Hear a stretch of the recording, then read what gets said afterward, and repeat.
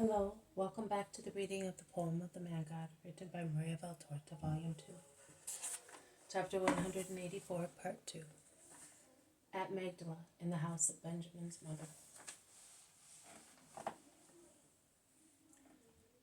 The conversation with the little boy continues.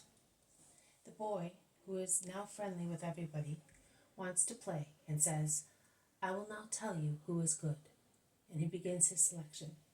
He looks at them all and goes straight to John and Andrew, who are nearby, and says, "You and you, come here." He then chooses the two Jameses and places them with the other two. He then takes Thaddeus.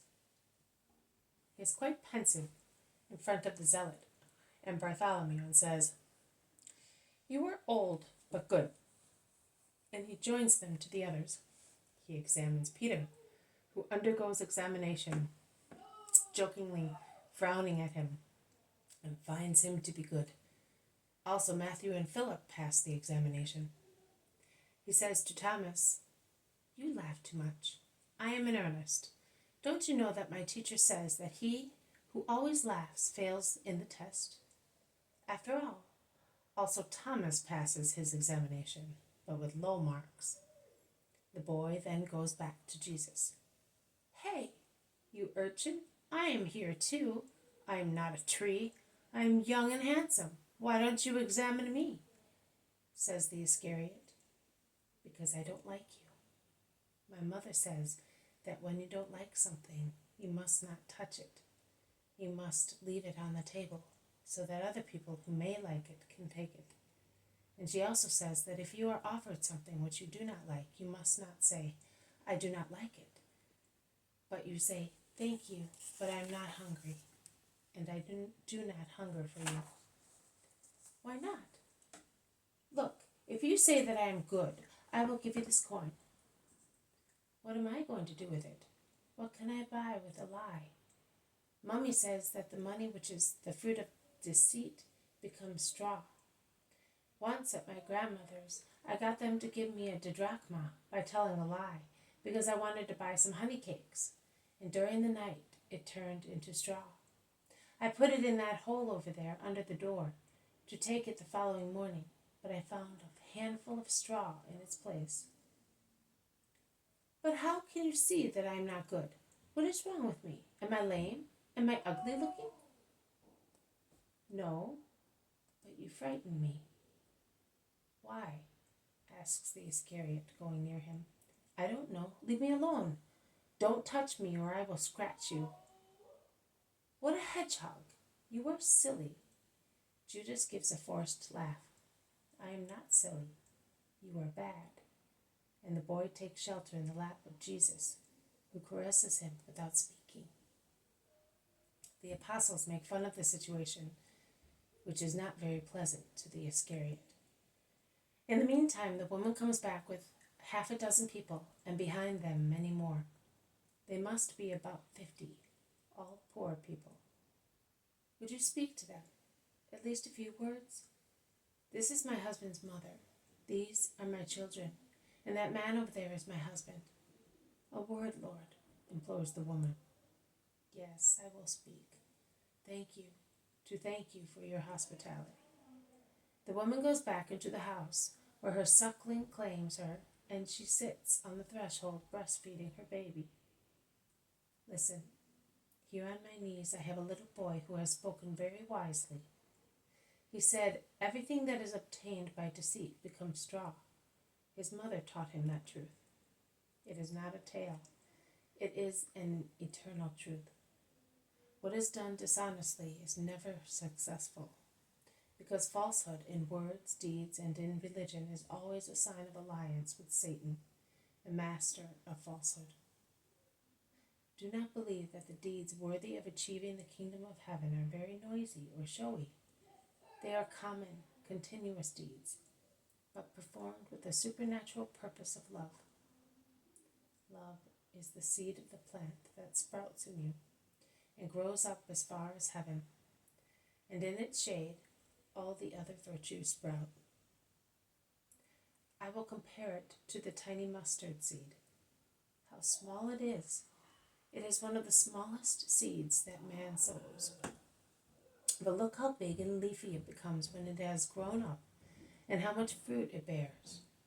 Not 100%, but 100 to 1, the smallest, but the most diligent in working. How much profit it gives you. Love is the same. If you enclose in your hearts a tiny seed of love for your most holy God and for your neighbor, and if you accomplish your deeds guided by love, you will not fail in any of the precepts of the Decalogue. You will not lie to God by means of a false religion of practices, but not of the Spirit. You will not lie to your neighbor, behaving as ungrateful children, as adulterers, as too exacting husbands and wives, as thieves in business, as liars in life, as violent avengers towards your enemies. Look, how many birds have taken shelter in this warm hour of the day, among the branches of the trees in the garden. Before long, that mustard plant, which now is still very small, will be a real perch for birds. All the birds will come to the safe shade of those thick and comfortable trees, and their little ones will learn to fly safely among those branches, which are like steps and a net, which they can climb without falling. Such is love, the foundation of the kingdom of God. Love, and you will be loved. Love, and you will bear with one another. Love, and you will not be cruel by wanting more than what is lawful from those who are under you. Love and sincerity to obtain the peace and glory of heaven.